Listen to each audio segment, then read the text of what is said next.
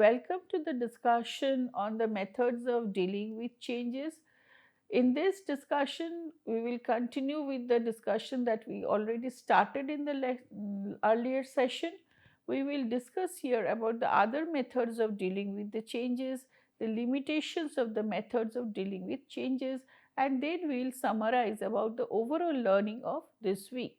So, let us begin. Other methods for dealing with change. So, what we understand from the previous discussion, why people resist change is that either they are not prepared for it or they don't know about it, they do not know how to behave in change situation, they do not know about the future expectations or the future outcomes, and they have to face maybe unrealistic expectations which are not linked with their present level of competences and many other things. So, if these problems could be addressed, then what happens? The maybe dealing with the resistance to change becomes easier. Morton G. Orman, he developed a list of ways to cope with these increasingly common changes and resistance to change processes. The first, of course, is that of preparedness for change. So, we have to understand like organizational change can happen at any point of time, and people need to be prepared for change, and preparedness is important for by sense, if by scanning the environment properly, by sensing the situation, you need to understand some changes may be upcoming, and you have to keep yourself well prepared for it. So then it will not come as to you as a sudden situation. So if you are able to understand, like if some changes are upcoming and you keep your preparation, start your preparation well ahead, then when the change actually comes in the because of the changes in the environmental situations and other things, because you have started your homework much earlier, then it doesn't come to you as a sudden shock. So that is the importance of preparedness for change. Express feelings about the future. So what happens when people get laid off or fired? So these negative consequences, definitely people may feel bad about it. So, but in order to mm, suppress those feelings, in order to suppress those emotions, it becomes it may affect the psychological state of mental state of the person. It may have an adverse effect on the physiological and physical health of the person. So sometimes venting out the feeling is very important. So if you are having some negative emotions as a part of the after effect of certain situations, and a window given to vent out that feelings is very important, so that that negative energy is not trapped in your mind and body, and which has an adverse effect on your health. So expressing feelings about the future is important. Facing the unrealistic expectations. So if something is demanded of the employees which is unrealistic in nature, or even the employees are demanding something from the employers which are unrealistic in nature, which should be voiced, it should be told, instead of keeping it to themselves. And like after it is voiced, it could be systematically addressed during the process of organizational change. So, if certain demands are made which are unrealistic, which is not meeting, which is much higher than like what is your present competency or what you really can perform within a certain time limit given other constraints that are present, then it should be clearly stated and then you have to systematically address the situations in terms of organizational change. Prevent the abuse. So it's when others have been fired or laid off, it's very natural for those who remain to worry, like we are the next person uh, who are going to have this future. So this fear may then become, they may become vulnerable to being exploited, manipulated by the company, and afraid to speak out. So, this is sometimes called the Holocaust effect, like people who stay back, people who remain. What is the effect of these um, others, your friends, being laid off or fired on them? Because every morning you go to the office, you stay in the fear, maybe next is me, and that somewhere like curbs your power of speaking and maybe make you more vulnerable to get manipulated unduly by the organization. Acknowledge increased pressure, demands, or workloads. So, um, even if a company does not recognize the increased stress experienced by those who remain in the workforce, workers should acknowledge these pressures to themselves, their family members, and their co-workers. So these are like parts of life. You cannot just uh, say no to it, but ignoring it also is not what should be done.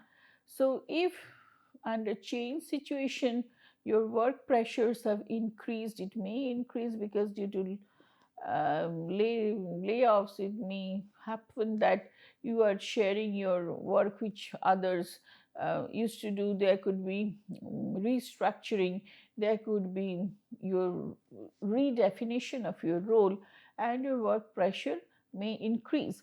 So in that case, what happens, you should understand, yes, you have to accept the fact that yes, the work pressure has increased, and that needs to be communicated well to your family members and co-workers also.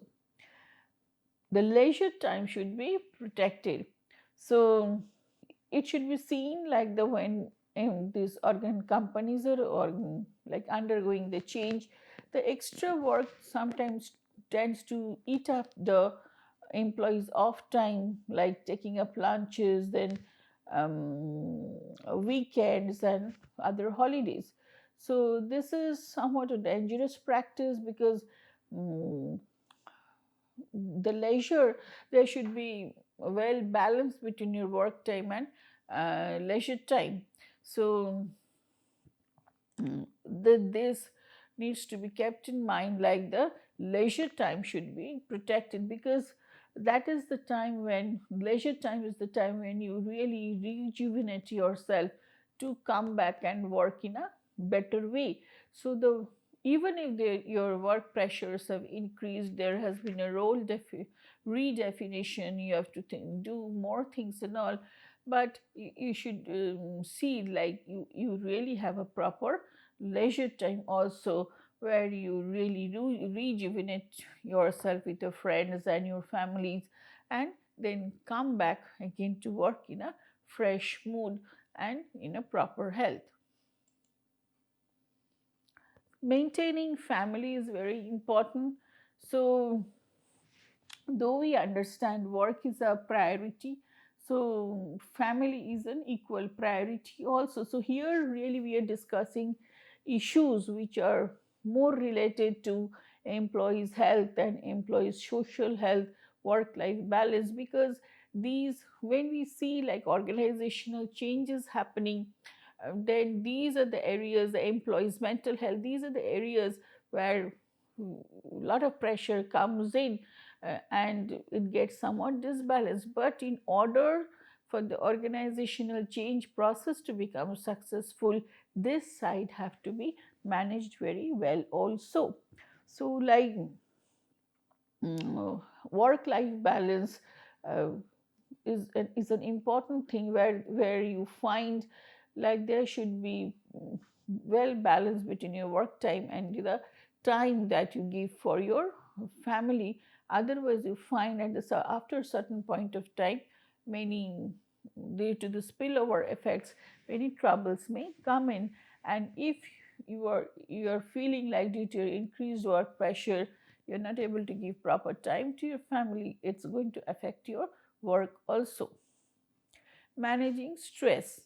So sometimes people take into behaviors like alcohols, drugs, and food for or other. These are maladaptive coping strategies which needs to be avoided.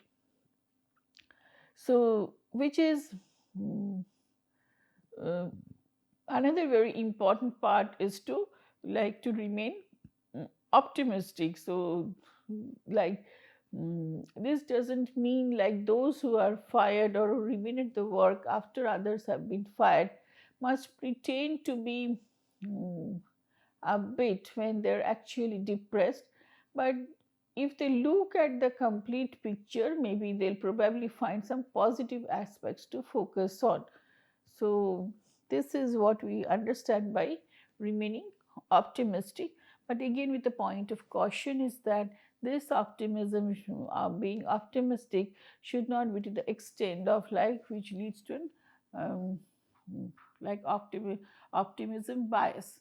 So what happens in that case? Like even if you find that this you are getting signals about the organization not able to cope up properly, or it's in the verge of decline and all. So whether you are going to still stay back with the same organization with hoping like this, yes, the organization is doing very well, it's going to change one day, brilliantly perform and all. So those things needs to be, you need to have a proper rational thinking about the whole thing. Being optimistic is very important, but that optimism should not be leading you to some optimistic bias. Facing the challenge, reframing the situation and viewing it as an exciting challenge rather than an insurmountable obstacle. So you have to face the challenge. If something is given to you as a challenging situation, then you have to relook it at the different perspective and to take it up as a challenge rather than as an obstacle for change. It is not achievable. One of the important points over here is that of transformational leadership. So we will discuss about leadership more like when we'll be discussing in the week that we're discussing about leadership. Transformational leaders are managers who initiate bold strategic changes to position in the organization for its future. So they articulate a vision and sell it vigorously. They stimulate employees to action and charismatically model the desired behavior. So, having a proper leader in place who can guide you towards the behavior is really very important. By use of group forces, also like the group is an instrument for bringing strong pressures on its members to change. Since the behavior is firmly grounded in the groups to which the person belongs, any changes in the group's forces will encourage the changes in the individual behavior. When we have discussed about like the resistance to change, we have discussed about the group think behavior, group's effect on decision making. We have discussed about group cohesiveness, we have discussed about group morale. All these things we have already discussed. We are again going to revisit these concepts when you are discussing about team behavior and organizational change. Providing a rationale for change is also very important.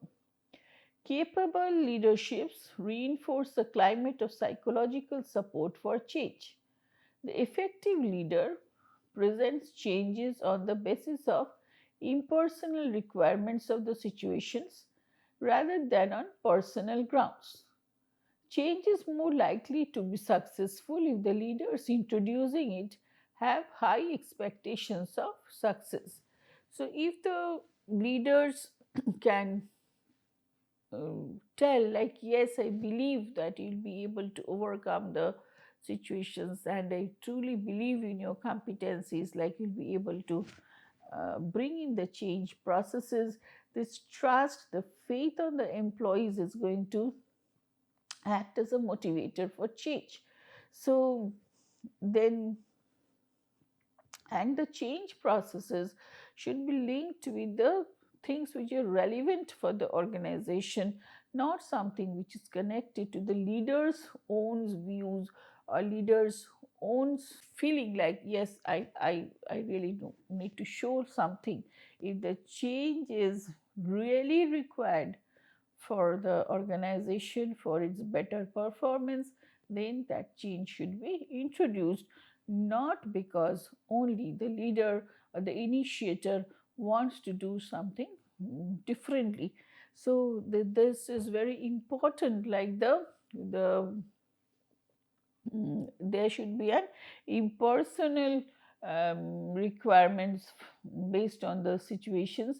If it is really required for the organization's purpose, then change should be introduced. It should not be introduced because the leader may have to show certain performance or prove to the world, like, I'm a very good leader, I've done things differently. So that is not the way that the change should be introduced in a particular organization. By making participation, participation encourages employees to discuss, to communicate, to make suggestions, and to become interested in change. Participation encourages commitment rather than mere compliance with change.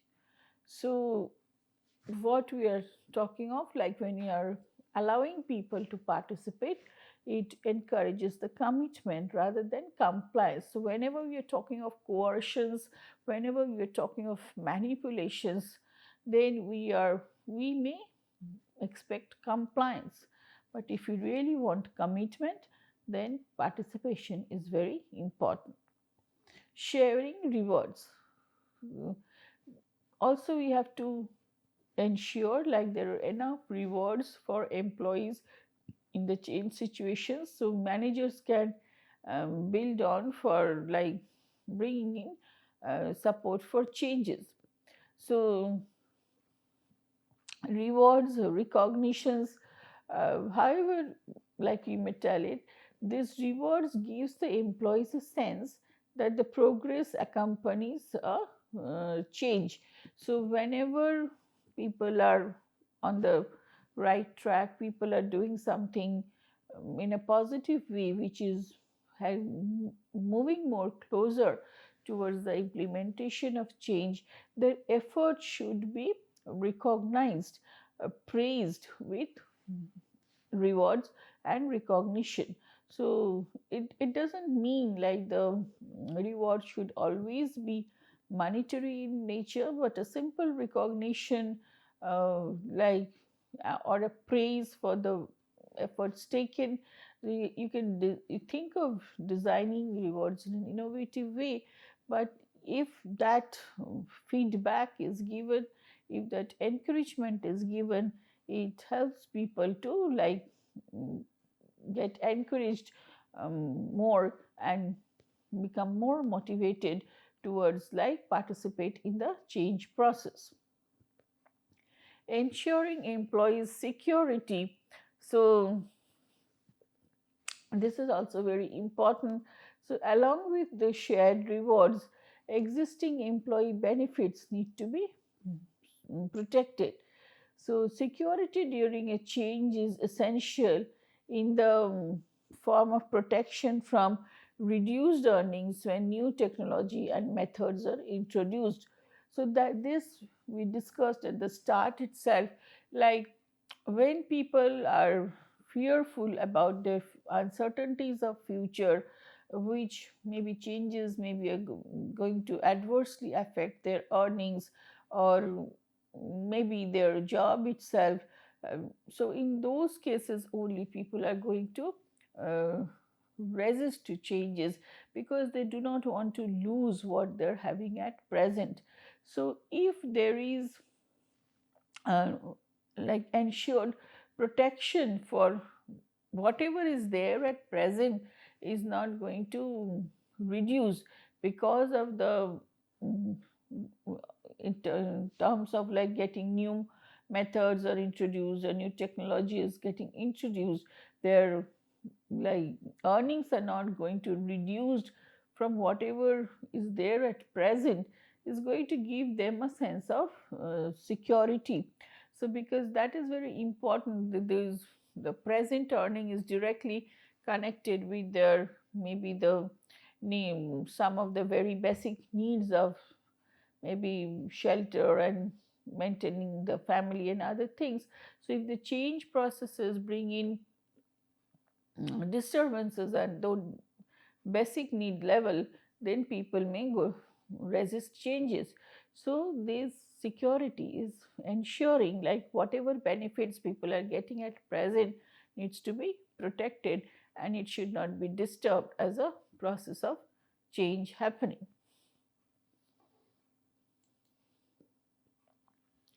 E- Communication and education, as we have told, is very important. So it can be gained by communication, change process becomes easier, support for change is obtained by communication and education. So all the groups specifically who are will get affected by the change processes must be informed about the change in order to make them feel secure and to maintain the group cooperation. So employees should be prepared to change by stimulating employees readiness for change also. Employee should be helped to become aware of the need for a change, like why change is required. So it's more, change is going to be more likely to be accepted if the people affected by it recognize a need for it before it occurs. So if people are sensitized well, if people could be made aware like change is required, without change you're not, the organization is not going to survive, and these are the reasons for which change is required. So if that makes people ready and prepared for changes, so that makes introduction of the change easy. So people should be well stimulated to make them ready for change. So another thing which is very important over here, like the whole change process should be looked at the from a very systems oriented perspective, to identify the complex relationships involved between the various processes of the organization, various departments, and at the various levels of the organization. Because if we are looking at change process in silos, then we may not be able to understand the ripple effect of change on the other related uh, subsystems of the organization. And if you're going to the all the effort to improve only a sub-part of the organization may bring in a very adverse effect to the other sub-parts also, which in the long run may like create like barriers to the improvement on the department or on the process that we are focusing into. We have to understand like the organization is a integrated, well balanced, orchestrated system of various subsystems, sub processes functioning together. And in order to look at the change, organizational change process, and how to introduce the change, what effect it is going to have on it, we need to have a very holistic idea about the change process. We need to take a systems oriented perspective on the change. and because there is a complex relationships involved at each of the levels.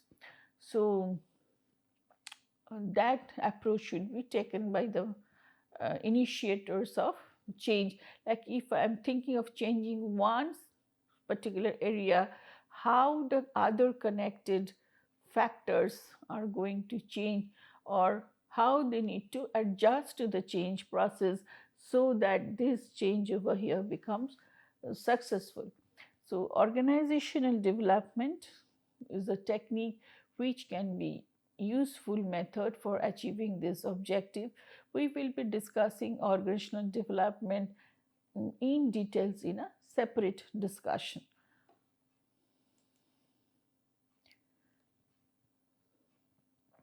So some of the limitations of the methods of dealing with change are like change efforts are often conceived as waves of initiatives that sweep through an organization from the top down or the bottom up or both, and flow across functions. So, change initiatives in most of the organizational plans are not accepted by employees, at least for a specific period. So, why this happens is the identification mm, of the position and the advantages of the competitors and the choice of the most cost effective plans have observed hard reality with change. So what happens, like who gets benefited, what is the cost effective nature of that benefit, so whether what happens to the competitors. So these are points which needs to be looked into. Sometimes organizational change initiatives are starting at the top, and any resistance to mm, change from any of the agents that blocks the progresses have been dealt with very strongly by the mm, mm, people from the top. So that's why we were telling of, like, we have discussed here about many techniques, but generally what we see, like either manipulation or coercion is followed, which is not a very acceptable way to get the trust of people, to get the wholehearted support of people towards introduction of change, because they may comply to whatever you introduce, but they may not get committed to the change process, and resistances like passive resistances may continue, like, and the outcome could be like delayed functioning, absenteeism, and many other behavioral problems, which later on you may not find, like you are not able to connect directly with the maybe your change initiatives, but these behavior may become more uh, like you may get to observe these behaviors more in the organization where the change processes have been done through, like specifically through coercions, and people have been forced to accept the change. So that's why the implementation of plans of change within modern organization is a challenging task. So which requires definitely a change in mindset of the people, recognizing the employees, um, at giving worth to the employees, understanding them like they are team members in this whole change processes. They should be informed about what are the upcoming requirements of change, and what is like how they can cooperate with the organization to help this change process to happen, and like their participation is like sought for, the suggestions are sought for, so that they become more involved in the change processes.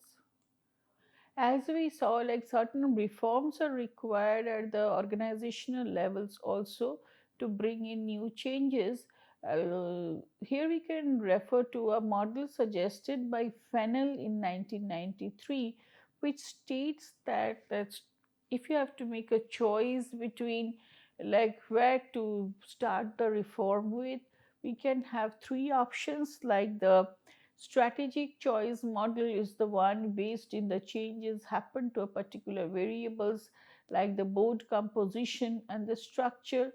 The population dynamics model is influenced by the population level changes and the change in technical and institutional environments, which are mainly refer to the regulatory change related with the operations of modern organizations.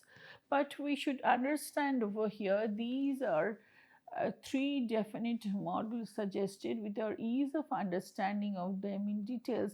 But while we come for actually introducing the change, as we are telling, like we need to look at it from a systems perspective, because this, if you are only looking at the strategic choice model and you're ignoring the other two, or looking only at the population dynamics model and you're not looking into the technical and institutional environments, this is not a proper way of looking at the whole problem. Because the strategic choice, like the technical and the institutional environment, which is definitely going to have an impact on the strategic choice model, and the strategic choice model will have an impact on the population dynamics model, which together will have again a feedback to the environment and to the strategic choice model. So all these are interlinked with each other, and we need to see the, if you're introducing a change in one of those particular levels, or then how it is going to affect the other levels also. So with this we come to the end of the discussion for this methods of dealing with changes. So as a, this lecture session being the last part of this week is mainly held to make the learners understand the various methods of dealing with change. Learning on all these may be helpful to the learners to get necessary ideas, knowledges and capabilities about all the aforesaid issues relating to methodological aspects of dealing with change. In the next week we will continue with the organizational change, because we understand it's a very vast topic. So we will be continuing the organizational change and discuss on the behavioral reactions to organizational change and its approaches to manage the change. Learners may find it like the uh, some of the discussions which have been made this week are again discussed in the next weeks also, because these are very interrelated topics and we need to revisit these topics again and again while we're discussing the other topics, and have to link with the like topics of the next week so that you can understand the effect of one and on the other subsystems getting discussed, and the vice versa, which will help you to get a holistic idea about the principles of management. Thank you.